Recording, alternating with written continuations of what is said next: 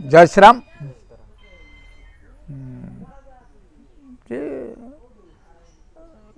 केते लोक बुझे जे ब्रह्म सत्य जगत मिथ्या, जे ब्रह्म केवल सत्य आ जगत मिथ्या कौ लोक ताको बुझीब। बहुत गभीर कथा जे केवल ही ब्रह्म सत्य आ जगत मिथ्या को बुझीबा आउ ये तत्व को बुझा चाहिए लोक कहीं है गोटे कथा। एक एक मिलवा बड़ कष्ट। यही जदि दृढ़ता आसो मु केवल ब्रह्म को जानी जगत मिथ्या बोली भावी तेणु से लोक कहीं ना तेणु से मिथ्यार पकड़ा जो मायाटा अच्छी संसार लोक कतरे माया न थाए, संसार मोह थाए है कि माया मोह अलगा। से गोटे मोहर पड़ी पुओ झीप घर संसार धन अर्जन कर माया गोटे आउ गोटे कथा जो माने को लगुच मु भगवान मु महामाया मु तारिणी तांको लगे जे मु या करी पकेबी मु हाणी पकेबी यही हूँ मायारे पड़ी कहीं एक जग ब्रह्म छड़ा द्वितीय नास्ति ये केमिति से हेले आउ ये गोटे सब हणाणी करेंगे। तेणु ये गोटे भ्रम माया माने गाढ़ मायाटा ये माया खसिया भारी कष्ट। संसार लोक तो माया कौन जानी कौन से माया जानी से मोहर पड़ी ना रोजगार करते कि छुआ पिला पोषुची एतिक आ माया ताप कि ना सी कौन तार निजर सत्ता को लेकिन कहूँ मुया कि मो पुओ या आउ कौन मायार से कौन संसार लोक मु अच्युत मु रामदास मु जगन्नाथ मु बलभद्र एमती कौन संसार लोक कहीं कहती आ जो मैंने कहती किए ना जहाँ को अत्यधिक मायाग्रास करें यहाँ बुझा दरकार जे से जो गुरु हेले जो ब्रह्म गुरु हेले तांको पाखरे जड़े भी रहा कष्ट नुह कष्ट बहुत है सी गपीबे सीना पुड़े कथा शुणव किए ब्रह्मटा को जाना मृत्युटा को जाना ये कहीं चाहिए भी ना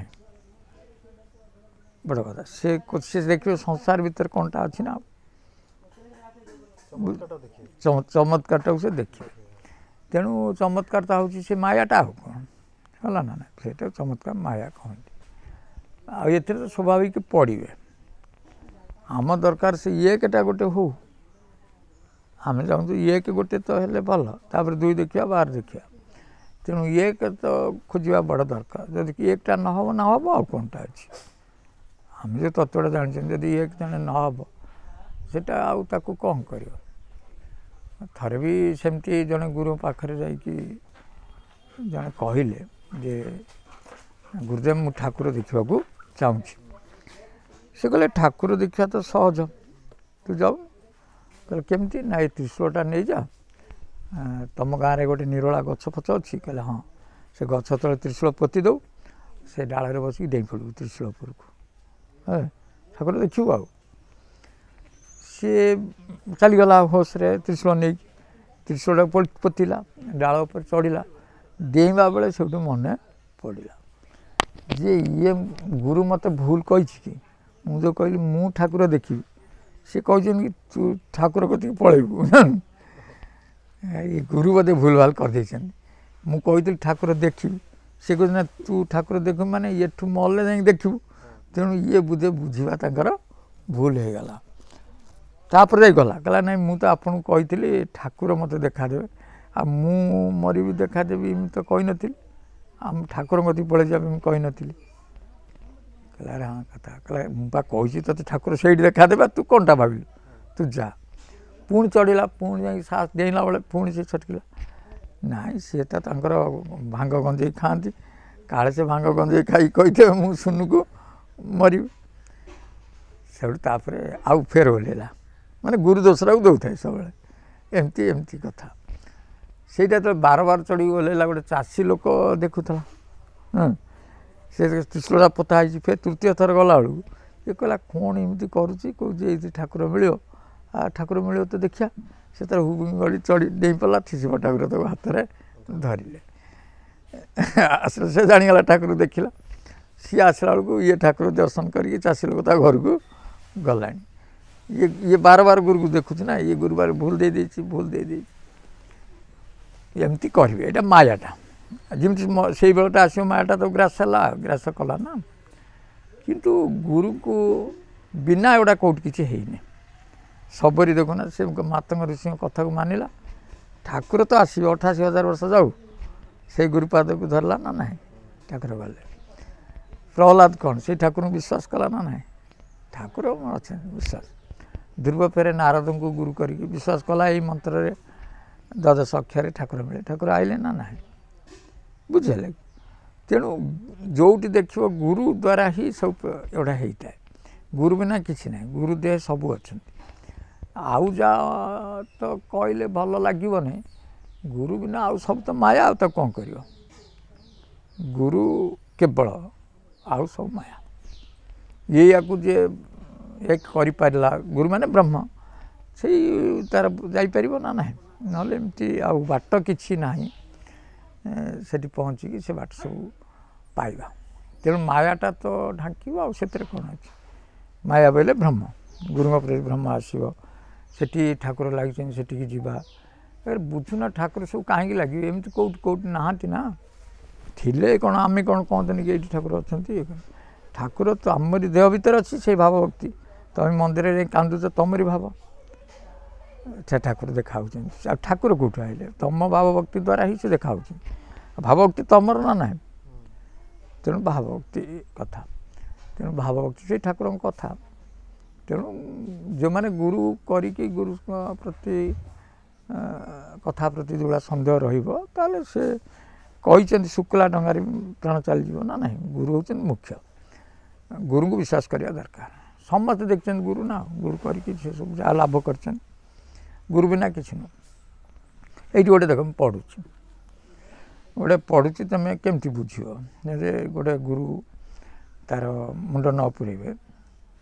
ସେ ଥାଉ ଲେଖିଲେ ଅଜା ଥାଉ ଥାଉ ନାତି ମରଣ ହୋଇବ କୂଳ ଧ୍ୱଂସର କାରଣ। ପଡ଼ି ଖାଉଥିବେ ଦେବତା ସକଳ ନଥିବ ନୃପ ଶାସନ। ଏଇଟା କେଉଁ ପଟାମୁଣ୍ଡାରେ ବ୍ରାହ୍ମଣ ମାନ ଯେ ବେଦ ବର ଯିବେ ଗାରେଡ଼ି ପୁଙ୍କିବେ ନେଇ ଭଣ୍ଡି ଖାଉଥିବେ ଅନିତ୍ୟ ସଂସାରୀ ସନ୍ନ୍ୟାସୀ ରୂପ ଦେଖାଏ। ଏଇ ଯେଉଁ ଭଣ୍ଡି ଖାଉଥିବେ ସନ୍ନ୍ୟାସୀ ରୂପ ଦେଖେଇକି ବୁଝିଲେ। ରଙ୍ଗ ବସ୍ତ୍ରମାନ କରି ଆବରଣ ଗଞ୍ଜେଇ ମାନ ଟାଣିବେ। ଆଉ ବିଗ୍ରହ ପୂଜାକୁ ସର୍ବେ ବିରୋଧୀ ସେ କହିବେ ଆଉ ତାଙ୍କୁ କାହିଁ ପୂଜା କରିବ? ଆମକୁ ଶୂନ୍ୟବ୍ରହ୍ମ ଦେଖେଇବେ ଆମକୁ ପୂଜା କର। 7, 5, 11 ମିଶାଇଲେ ଏଇଠି ବୁଝିବା କଥା। 7, 5, 11 ମିଶାଇଲେ 90 ଗୁଣି 112 ଠିକଣା ବେଳକୁ ଠକିଦେବେ ସିନା ଥିବେ ଯେତେ ସିଦ୍ଧ ନର। ବୁଝିଲେ କି? ଏ ଯେଉଁ ସିଦ୍ଧ ନର ମାନଙ୍କୁ ମାନେ ବି ସେ ଠକିଦେବେ। କେମିତି ନା ଏଇ କଥା ଉପରେ ଯେ 7, 5, 11 ମିଶାଇଲେ 90 ଗୁଣି 112। ଯଦି ଆମେ 7, 5, 12 11 23 23ରେ 90 ଗୁଣିଲେ ଯେଉଁ ଗୁଣି କରିଛନ୍ତି 112 90 ଗୁଣିବୁ ତାହେଲେ ତ ଗୋଟେ ବିରାଟ ସଂଖ୍ୟା ବାହାରିବ ନା ନାହିଁ।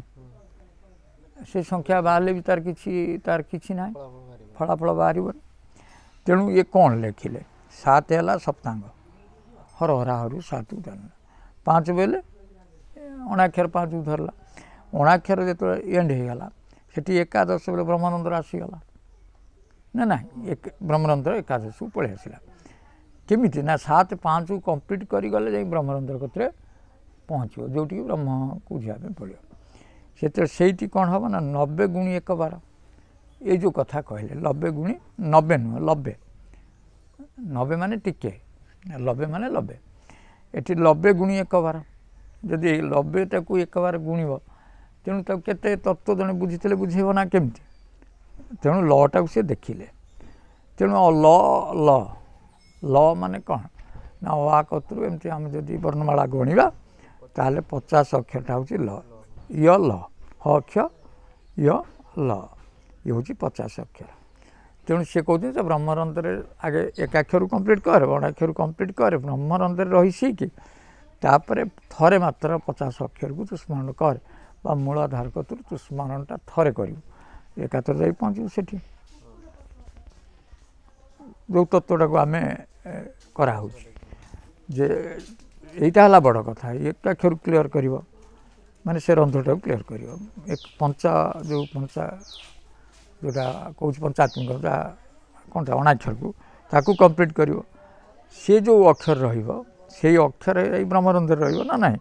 ସେଇଠୁ କେମିତି ଯିବ ସେ ଷଡ଼ଚକ୍ରକୁ ନେଇକି ଯିବ ନା ନାହିଁ ତେଣୁ ଷଡ଼ଚକ୍ରରେ 50 ଅକ୍ଷରକୁ ଆଉ କ'ଣ 50 ଅକ୍ଷରକୁ ଥରେ ସ୍ମରଣ କଲେ ଯାଇ ପହଞ୍ଚିବ କେଉଁଠି ସହସ୍ରାରେ ସେ ଗୁରୁ ଥରେ ମାତ୍ର ସେଇଟା ଗୁରୁଙ୍କର ଆଜ୍ଞାରେ ଗୋଟିଏ ଥରରେ ସେ କରିପାରିବ ତେଣୁ ସେ କଥା ସେ ଲେଖିଲେ ତେଣୁ ଆକୁ ତ କ'ଣଟା ଜଣେ ଆଉ ତ ବୁଝେଇ ପାରିବନି ଇଏ ତ ସବୁବେଳେ ଲାଗିବ ନା ଏବେ ଯଦି ପୃଥିବୀ ବିନାଶ ହବ ଲାଗିବ ଫେର ଯଦି 50,000 ବର୍ଷ ପରେ ହବ କଥା ତ ଏଇଆ ନା ନାହିଁ ତାପରେ ସେ ଲେଖିଲେ ଯେ ଖଣ୍ଡଗିରି ଅନ୍ତରାଳରେ ଯାଇଣ ଗୁପତରେ ବିହରିବୁ ଠିକଣା ବେଳକୁ ଠୁଳ ଶୂନ୍ୟ ହେବ ଠିକଣା ବେଳେ ଆସିଲେ ମୁଁ ଠୁଳ ଶୂନ୍ୟ ହେଇଯିବି ଠୁଳ ମାନେ ବ୍ରହ୍ମ ହେଇଯିବି ଠୁଳ ଶୂନ୍ୟ ହେବି ହୃଦୟ ମୋତେ ଚିନ୍ତୁଥିବ ସେତେବେଳେ ତୁ ମୋତେ ହୃଦୟ ଭିତରେ ଚିନ୍ତା କରିବୁ ଯେତେବେଳେ ଠିକଣା ବେଳ ହେବ ସୁଳଭରେ ମୁଁ ରହିଯିବି ଏଇଟା ସମସ୍ତେ ଲେଖୁଛନ୍ତି ଅଚାନୁସିଆ ଲେଖିଲେ ପଟ ଇଏ ବି ଲେଖୁଛନ୍ତି ସମସ୍ତେ ତେଣୁ ତତ୍ତ୍ୱଟା ସବୁବେଳେ ରହିବ ତା ଏପଟ ସେପଟ କଥା କେଉଁଠି କ'ଣ ହେଇପାରେ କିନ୍ତୁ ତତ୍ତ୍ୱଟା ତତ୍ତ୍ୱ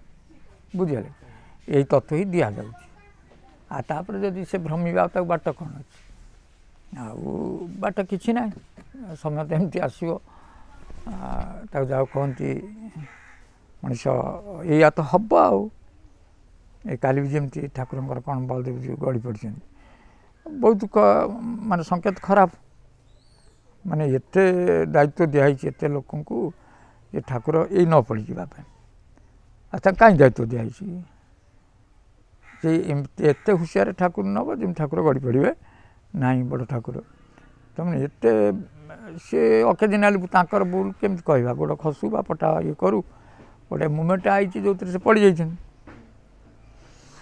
ତେଣୁ ଏଇଟା ତ ଭଲ ସଂକେତ ନୁହେଁ ଜଗନ୍ନାଥ ପଡ଼ିଥିଲେ ତ ସେ ବୁଝନ୍ତି କଥାଟାକୁ ସେ ଗୋଟେ କିଛି ତାର ଇଏ କରିବେ ନାହିଁ କିନ୍ତୁ ବଳଦେବ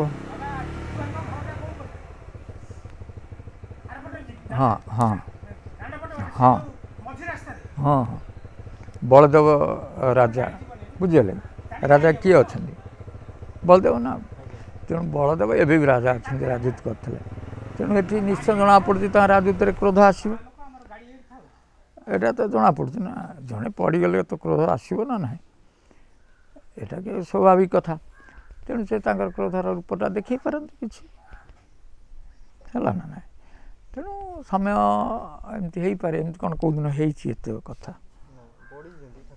ସେମିତି ଢଳି ପଡ଼ିଛନ୍ତି ଟେକିଛନ୍ତି ଇଏ ତ ହୁଏ ଖୁସିରେ ମଜା କରିକି ଢଳି ପଡ଼ନ୍ତି ଟେକି ଆଣନ୍ତି କିନ୍ତୁ ସିଧା ସିଧି ପଡ଼ିବାଟା ରେୟାର ଏଭଳି କେଉଁଠି ପଡ଼ିନାହାନ୍ତି ଯାହା ଦେଖୁଛନ୍ତି ଆମେ ଟିଭିରେ ଏ କ'ଣ କରୁଥିଲେ ଏତେ ଲୋକ ଛିଣ୍ଡିକି କରି ଏତେ କଥା ହେଇଗଲା ଯାହା ଠାକୁର କୃପା କରନ୍ତୁ ସମସ୍ତଙ୍କ ପାଇଁ ସୃଷ୍ଟିରେ ହଉ କିନ୍ତୁ ଭଲ ମଣିଷ ହେବା ଦରକାର ଆଉ ଭଲ ମଣିଷ ହେବା ପାଇଁ କେହି ଚାହୁଁନାହାନ୍ତି ବୁଝିଲେ ଭାବଭକ୍ତି ଭଲ କିନ୍ତୁ ଭାବଭକ୍ତିର